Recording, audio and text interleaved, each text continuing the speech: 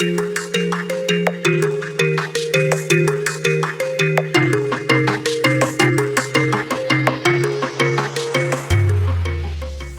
everyone, welcome back to Besties, Books and Brews. How's everyone doing tonight? Doing great. We're back. Yeah, we are. Again. For a short time or something, because holidays are coming and all that in life. So So today we have a really quick, super fun episode. We're going to be playing This or That Bookish edition. And our amazing Sarah is gonna lead us in this game. Okay, this or that bookish edition. First one, audiobook or reading a book? For me, it's gonna be reading because my brain I cannot do audiobook unless I'm like actually doing something productive, which is weird. I cannot listen to audiobook because it's like I'll listen and it's like, oh, squirrel. So Right. yeah. I can't pick one or the other because it just really depends on what I'm doing. Like if I'm sitting on a couch, I'm gonna be reading a physical book. I can't listen to an audio. But if I'm like doing my steps, I gotta be listening to an audiobook. So I can't, like, it's situational for me. For I know me, that's not part of the game, sorry. no. It's an honest answer. Because for me, like I love reading a book, but now that I've gotten into audiobooks and seeing how convenient they are when I can't actually physically pick up a book, I mean, I'll still always love a book. So I'm just gonna go with that just because, but audiobook is not far behind. Yeah, I agree. I wish Yeah. I could listen to audiobooks. I really do. I mean, like I said, the only time I can actually like listen to one is if my mind has to be fixated on something. Like no, I wasn't doing that. But like sometimes when I'm doing schoolwork, There you go. I'll put it on and listen because I'm not paying attention to that. I'm actually listening to something. So I guess my mind is like busy doing schoolwork and it's just letting I me. literally can't understand that. Like, how are you digesting a book and using your brain to think about schoolwork at the I same time? I don't know. Funny enough, I was listening to Iron Flame while I was doing a quiz for school. I mean, Love it. how? I love it. I love Yep. everyone's different brains. Yeah. Sarah, what's your choice? I love both too. I will say graphic audio has kind of ruined other audiobooks for me. So I'm trying to like get back into regular audiobooks because oh my god, ACOTAR on that is astounding. But it's gonna be reading a book for me. Okay. Next one. Paperback or hardcover? Hardcover all day. Hardcover. Well, I like a hardcover to like keep on my bookshelf. I would get a paperback to like take it anywhere that I have to go, so that way my hardcover doesn't get messed up. Yeah, I mean, I agree as far as the shelf. When I'm like physically reading a book, I do think a paperback is more like floppy and flexible and like easier to like move around while you're reading it. So like for physically reading, paperback, but for display, hardback. Yes. Yeah, I feel the same way. Plus, I feel like hardbacks are like a million times heavier than just like a regular paperback. So I feel like I'm like, oh my god, I'm carrying textbooks. That's true, and especially the hard books we like. Yeah. Exactly. Yeah. Exactly. 600 page and above. Yeah, you can literally kill somebody with that, just like swing it at their head. But Yeah. yeah, I agree. I love hardbacks to display and then paperbacks to like carry around and read. Yeah, same. I mean, I feel like true book lovers probably think how we think. Yeah. Also, I don't like to write in my hardcover books, so my paperbacks Mm. are more for like highlighting and writing in. Well, that's why you get 2 copies of the same book. That's what I did with Iron Flame. I literally have 1 copy that I'm highlighting and writing and tabbing in, and the other one is just gonna sit there and look pretty for the rest of time. We're all a little addicted to it, Yes. so Just a little bit. all the besties here. Yeah, feel that way. Okay, the next one. When you're reading, do you prefer music in the background or complete silence? It depends on what I'm reading, I think, because so like if I'm reading some like with Iron Flame, I couldn't put anything on. I needed to pay attention to everything that's in that book because there's so many different things in that book, so many names, so many places, so many. You were doing a quiz. What do you mean? But I was listening to it, not reading it. So I can't have anything in the background when it's like anything like Iron Flame or anything that has a whole lot of things that you have to like remember, or like, like if I would put music in the background while listening to that, I wouldn't know half the shit of the book. I need absolute quiet, like nothing. My ADHD is like, I'm about to show my cards on how fucking crazy I am. When Luna's dog toy is like sitting in my peripheral and it's, let's say, a bright color, I have to literally move it out of my peripheral. Like, I can't have anything distracting my thought process or like where I'm looking. I'm nuts. See, like with Sarah Kate's like the Salacious Players Club, when I used to read the books, I would have like some kind of music in the background, like something like sexy, soothing kind of, that puts you in the mood type music. Okay, I can see that. I do both. So there are certain books where, especially something like Fourth Wing or Iron Flame, where there is battle going on, I have like battle music. Like, so I have a whole Spotify playlist called Soundtrack of My Life, and it's all like soundtrack music. So it's just the background music, no words or anything.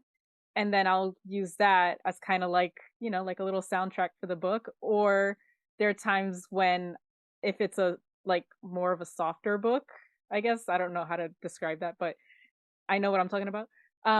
But a softer book would have like more relaxing music. So I'm really big into like violin and piano music, and I'll just have that, and it's just very soothing. So nothing with words though. I can't do word music with word books. Like, it's just no. I was gonna ask you that if it had words or not. See, no. I could imagine doing like music with 0 words. Oh, I don't have words in my music. It's just like, oh, so you're just listening to something like sound sensual. Yes. Okay. I need all the noise, all the chaos. I need it to go on while I read. Yep. But Lori, it's funny, a friend of mine, Jenny, she does the same thing you do. She picks, like, so for Fourth Wing, she picked a certain like music to listen while she's doing it, while she's reading it, so she gets in the mood. So yeah, I have Viking music for like Fourth Wing, and I don't know why they're not Vikings, but I feel like it's just very battle heavy type music. I think when I do my reread, I'm gonna have to do that. I'm gonna have to listen to like battle music in the background. I might like punch a hole in the wall. I'll give you some recommendations on some really good Viking music. Awesome. If you want to add another layer to that, I saw a TikTok today where this girl found it was like a dragon ambiance. It was like a YouTube or something like that. It just like plays on your TV in the background. It was really cool looking. I'll see if I can find it and send it to you guys. Pretty cool. I'm down. Okay, next one. Reading on a Kindle or reading a physical book? So I think for me, I'm more of a Kindle reader. Unless I can't get it on Kindle or it's too expensive on Kindle, then I'll go to the actual physical book. But majority of I want to say about 90% of my reading is done on my Kindle. Yeah, I will always prefer reading out of a physical book. However, when I read out of the Kindle, I feel like I just read faster. I don't know what the heck the reasoning is behind it, but I can finish a book on the Kindle in like a few days. If I'm reading a physical book, it can take me like weeks sometimes. I don't know what the reason behind it is, but I do like the ability to annotate and highlight and tab and stuff in a physical book. Once again, I'm kind of torn on this. I was never big on Kindle, but now I started to when I realized how poor I am and how many free books are on Kindle. So I've gotten into it a lot more. But for me, I love feeling the book. I love smelling the book. Oh my god, yes. Like, nothing compares to the smell. But the problem with that is if I go into a bookstore, I come out with like $500 worth. Yeah, exactly. 20 books, $500 worth, And so I'm torn on that one. Yeah, I know.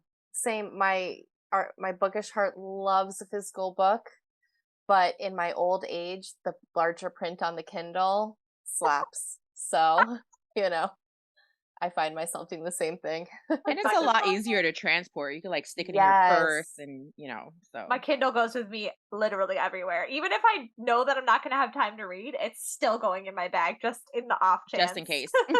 See, even when I have a book in my bag, I still have my Kindle. Yes, same. I'm like, I don't know why. I don't know why. Mm-hmm.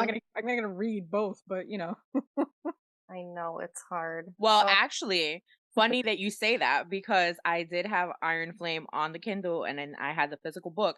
So when my Kindle was dying, I would make sure that I got to a certain chapter so that way I can switch over to my actual physical book and vice versa. So yeah, I can see that happening. I did the same. I'm doing the same, Nikki, because then I just love to feel it, but then I'm like, oh, it's easier. Yeah, I agree. Man, like something about feeling the pages. I don't know if you guys tab in your books, but I very much love to like pet my tabs while I'm reading. the little flag tabs. Yeah, yep. I like swoosh them. Yeah, it's like, I love how it feels, and it's also like an accomplishment too. It's like, ooh, I like, look at all these tabs. Like tab. Our nerds are so coming out right now. It's okay. Okay, so next one, similar to what Lori was just talking about. Do you prefer to buy from a brick and mortar bookstore or order a book online? Okay, so I would love to go to like Barnes and Noble, Target, whatever, and go and buy a book from there. But like Lori mentioned, if you go in there, you're coming out with like 20 books. If I'm ordering it from like, let's say Amazon, and I put like 20 in my cart, I'm going to see that number. And I'm like, wait a minute, let me take some of them out. I'm going to, rethink my decision and be like, no, I'm just going to get 2 for today. But if you're at Barnes and Noble and you get 20 books and you bring them up to the register and they're like, oh, it's like $639, you're just like, okay. So yeah. Some might say that's better then. So I would love to buy from a bookstore, but no, I'm staying with internet buying because I'd be literally out on the street if I did. I very much prefer a bookstore just because I love to like go there and walk the aisles and see what's new. And I gotta say, so I moved recently and there's now a Books A Million by me instead of Barnes and Noble. And this Books A Million has such a good selection of books and they are constantly like restocking with new books. So every time I go, I'm buying books because they keep getting new stuff. Yeah. But there I you love go. it. The $600. And it racks up so quickly. It's like you're just, especially the special editions. Mm-hmm. I physically love going into bookstores, but I'll go in there, take pictures of what I want, and then I go online to buy it because it's cheaper. Also, broke. Exactly. See if they have it on a Kindle or whatever. But if there's a bookstore, I'm going in. Even if I don't buy anything, I can spend hours just going down every single aisle, seeing what's there, seeing what's new, and just the smell of just walking in and it smells so good in bookstores. Like that seems like a dream job if they like paid people nicely. Yeah. That is bookworm porn right there. It really is. It really is. Yeah. Yeah, I prefer a bookstore, but yeah, I do both just because I love just having books, so I'll do either. Yeah. And then also like, with Amazon because of the Kindle, a lot of books you can like look at and read it for free if you have the Kindle Unlimited. Yeah. And then if it sucks, you don't have to feel bad about buying a book and then having to return it because we don't like to do that. Or you can read it on Kindle Unlimited and then get the physical trophy for doing it. Yeah. I like that. The physical trophy. That's what I'm going to start doing. The one thing, my only complaint with buying online is obviously most of us buy on Amazon because it's cheaper, right? Damage. But yes, a lot of their books are coming damaged. So many books I've had to return because, like stuff is crinkled or like pages are messed up. I've even seen where they like print it wrong. And then as we've all seen, I know we've talked about Iron Flame a lot in this episode, but there were so many delays and like no other retailers had this issue. I think you guys said even your Barnes and Noble had shipped like earlier, and yeah. I mean, I kept my Amazon one after I already got it in Target, and it definitely came like damaged on the bottom. But like I said, I'm tabbing and annotating in that one, so I don't really care. I kept it. Mine came damaged from Target, so that's gonna be the one that I'm gonna do my reread and do all my highlighting in. Right. Yeah. Okay, next one. Do you prefer a standalone book or a series? So that's tough because standalones are great because you get the whole story in that one book, but then a series keeps you wanting more, but you have to wait for the next, part of the series to come out. So it's like, fuck, why? But yeah, I can't choose. I love them both. I'm gonna say like a long standalone, kind of like Pucking Around, where it was like, their story ended, like you got the whole story from beginning to end. It was like fleshed out, you got so much detail, versus kind of like a 250, 300 page standalone where it's like the story happens really fast. But I do still love a standalone because you don't have to wait for the next. This is not to say that I don't love a series, because I do love me many series. Yes. Right. Once again, I am torn. I do. We love it all. Yeah, right. But I love my standalone books, but I love my series. My issue with series is that some of the series that I've read are huge time commitments. It's not even, hey, I have to wait for the next book. It's like, no, there's like 37 books in this one series. And it's like by book 20, I'm just like, all right, I need to take a break and just move on. And this is why I still have yet to finish the Anita Blake series. Because, yes. Oh my God. It's so long. I can't even remember where I ended on that series. Like I started, same thing, got into it, read a bunch of them, and then I stopped, and who the hell knows where I left off. But she's still writing them. Yeah, I know, exactly. So I think I got up to like book 19, and I was like, I need to take a break, and then I just have not gone back to Or it. some series, like because they want to rush them out so quickly, they rush them and the story just turns to shit. That's true. Yeah. Yeah, I love a series. I mean, obviously I make a lot of them my whole personality, but it cannot get to the point where they're just stretching it out. Yeah. And it's so shitty. Like at one point you have to end it. Zodiac Academy. Yes. I mean, and I'm obsessed with the series, my whole personality, but like now it's getting to the point where I'm like, please. Just kill everybody off. Like, please do something. Anything at this point. Right. Mm-hmm. Yeah. I still haven't finished book 8 because I haven't read 8 and a half yet. You. I literally don't blame you. 8 was rough to get through. 1,200 pages of rough. And it's going up on the Goodreads nominations against like Fourth Wing, and I'm like, yeah, good luck, book 8 in that series. Yeah. I saw that. I voted for Fourth Wing. Yeah. And sorry, Carissa Broadbent, because I did love Serpent and Wings of the Night, but Fourth Wing is taking it. Sorry. Yeah, it's true. That's tough competition because that book was really good, but it really was. Comparing the two, I know. Yeah. Okay, next one. Do you prefer a slow burn or instant spice? Damn it to hell! I know. These are hard questions, Sarah. I know my answer. I know you want it right away. Yes. Where's the Spice Queen? Right. So I would say I like spice right away, only because we get a glimpse as to what it is, whereas some slow burns, it's like slow burning, and then you get there and it's like, where is it? What happened? So yeah, I think I would prefer the spice to come quickly.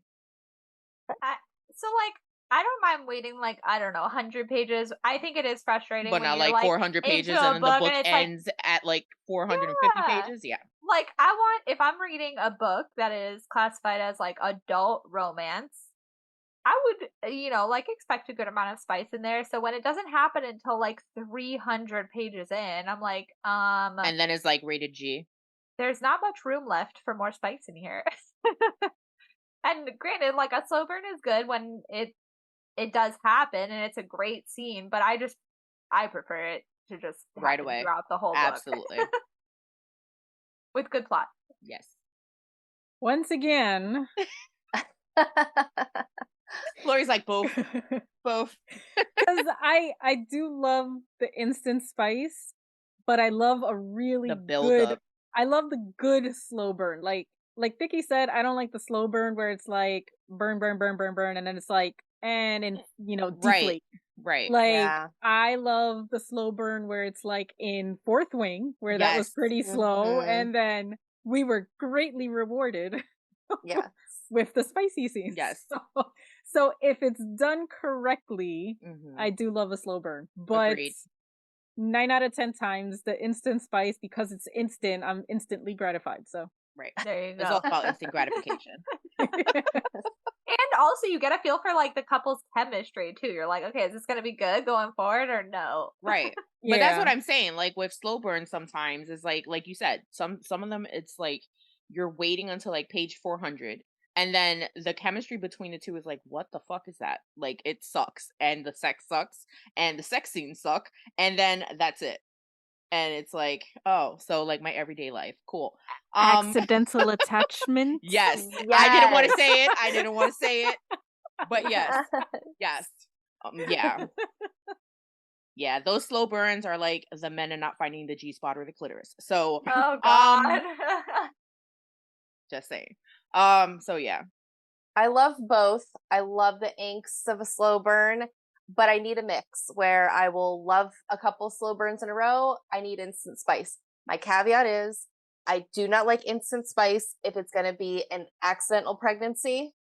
And then from the one night stand, they became a meant to be couple. Agreed. That is my only thing. Otherwise, I do love instant spice. 100% agree on both caveats. Don't like a surprise pregnancy trope. Yeah. Ugh, I the fucking agree. worst. Yeah. Okay.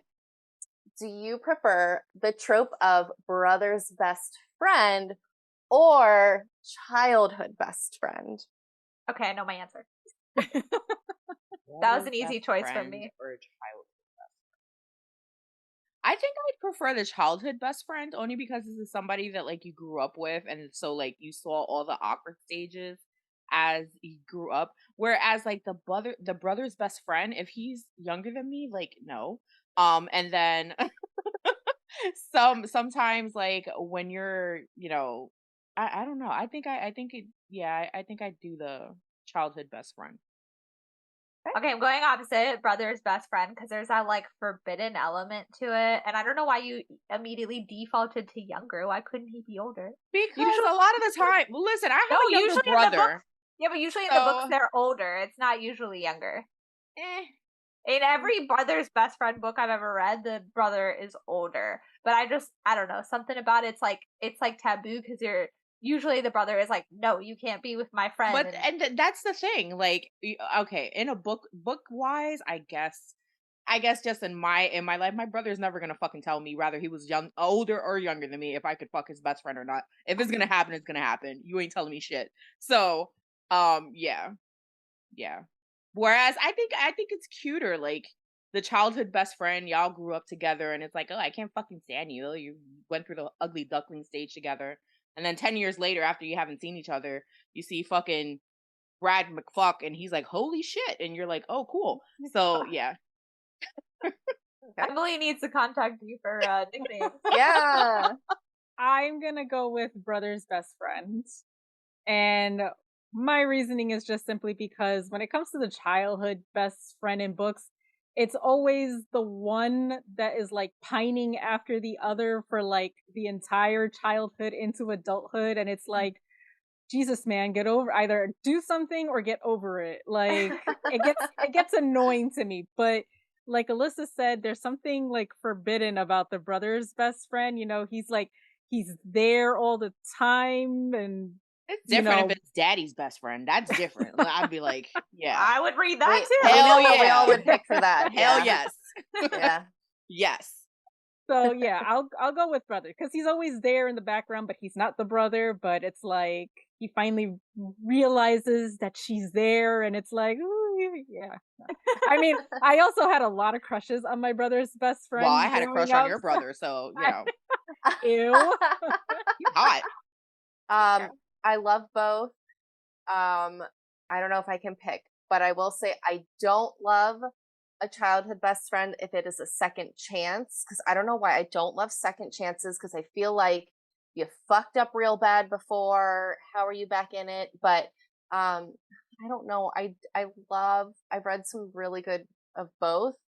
I might have to choose brother's best friend though. Okay, next one. Do you prefer an alpha male main character or a golden retriever male main character? Damn. I think it's not that much more, but I think an alpha.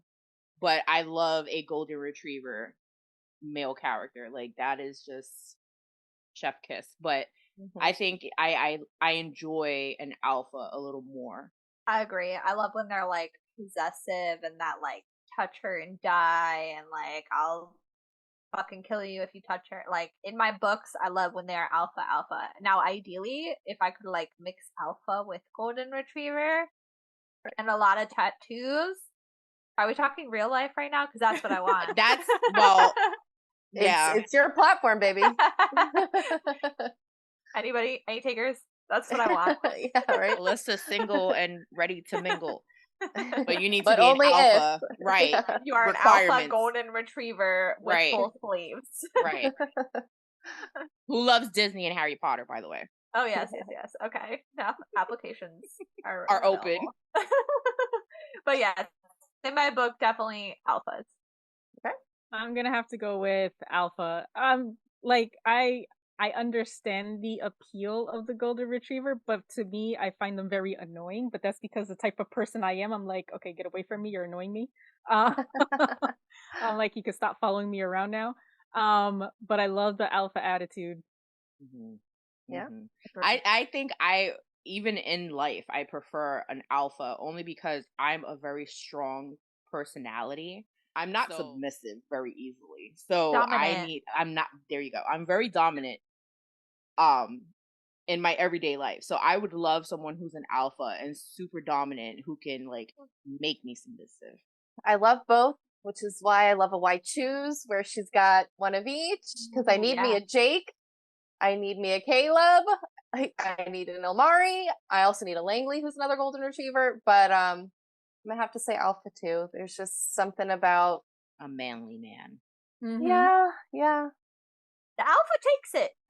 Alpha takes for it. the win. Sweeps the category. All right. We all agreed on this one. We did. All right, our last one. Do you prefer a book that has a new kink or a book with your favorite kink? I like new kinks because then I like to see if that's something that I would be into. And it's interesting to see how many kinks there are out there. But then it also allows me to see what I'm not into. So yeah, I think new kink. Yeah, I agree. I'm trying to think like when I read Highest Bidder and I found out that we have a praise kink pleasure dom. Or that too.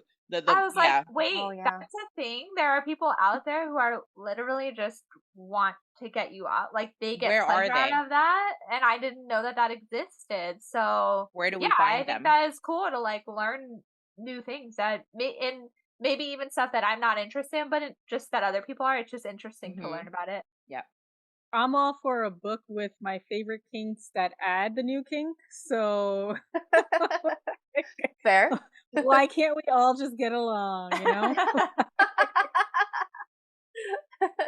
Yes, that is ideal. Yes, agreed. But yeah, learning new stuff sounds awesome. I though, as everybody knows in the group, I am not a dark romance reader, so I'd probably do more with favorite kink if it's going to be something that I'm not super into, but I'll at least try to give the book a try. Yeah, that's all you can do. And then if you learn you don't like it, then hey, DNF it. Yep. Yeah. Exactly.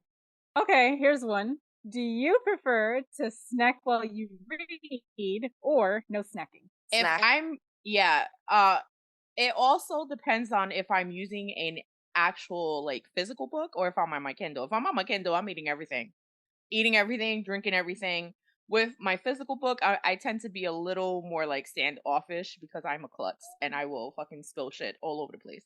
So, my answer is gonna go along with my crazy from earlier about my ADHD and being like distracted from Luna's toys. Like, I have tried before to eat while I'm reading, but like, I will read a line 5 times while I'm actually chewing because I can't concentrate on it while I'm eating.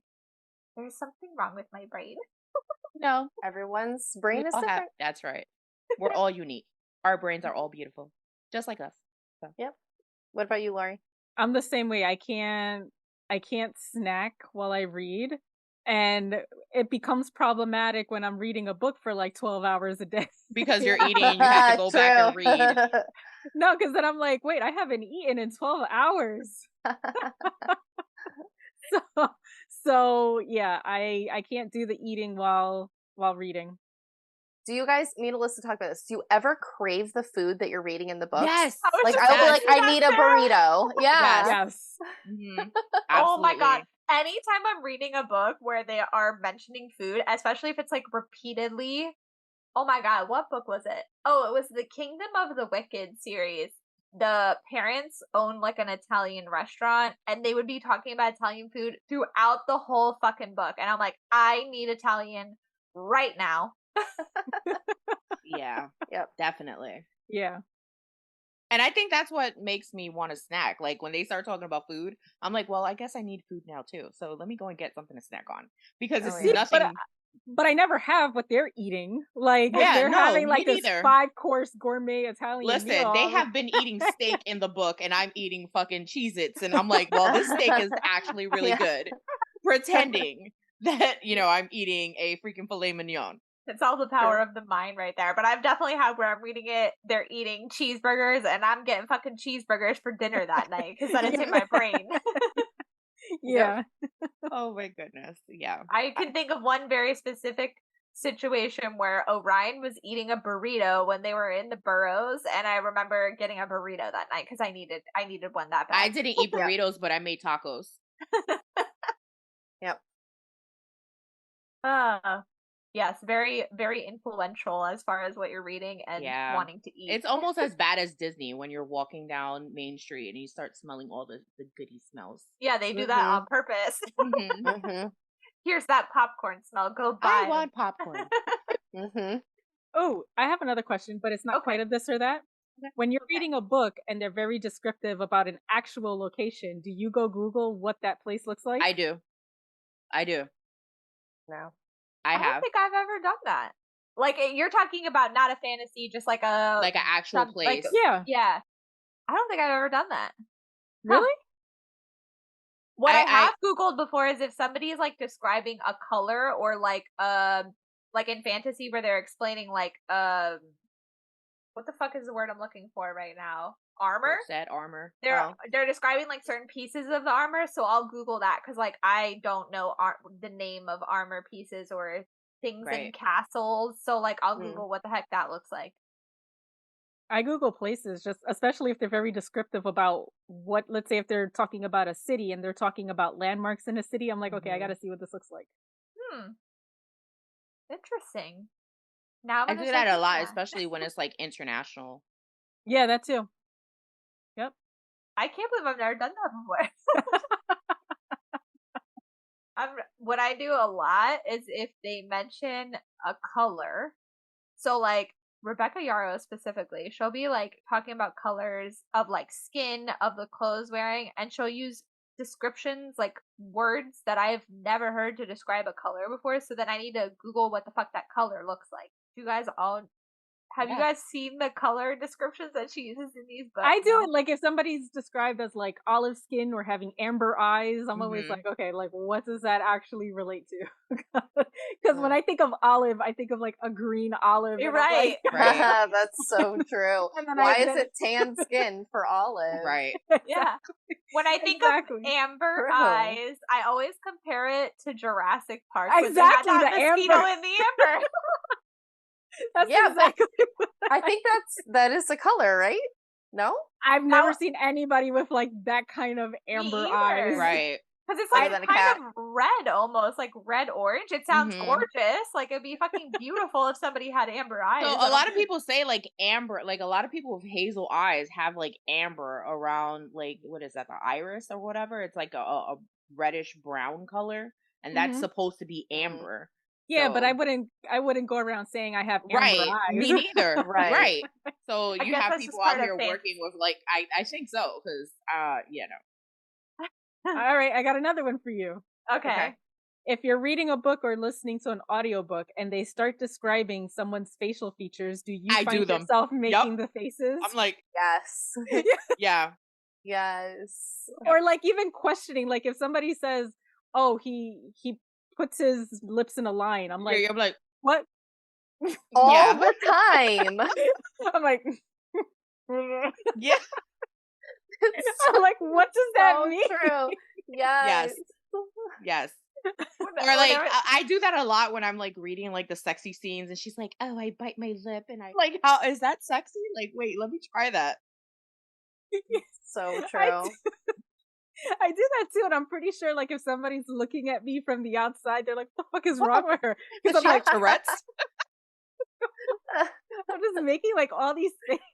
Right. Trying to figure out what they're doing. But that also goes along with like when we're reading about like sex positions, and I'm just like, oh my god, how does that work? I literally cannot. I get so caught up in the details of the position sometimes that it like takes me out of the scene. I'm like, okay, just shut off your brain and just like enjoy this for what it is right now. Because it's like, it's not real. Wait, can you actually do that? Is that possible? Yeah, but yeah, I've caught myself many a times reading and doing funny facial expressions because they're either saying it or they're doing it in the book. Like I said, there's just certain ways that they describe faces that I'm like, I don't know what that means. Like I said, the line, right? Put your lips in a line. What? Like, I know. What does that mean? Like, I picture an anime character now with a line. Like, yes. The images that go through my head sometimes are very interesting. I think if we were to put all our images together, that would be Oh yeah. What's funny is the line is usually used to describe somebody who's like angry, right? But like, when you do it, it doesn't really look like an angry facial expression. Like, try. Okay, everybody, do your line face. Go ahead, do a line.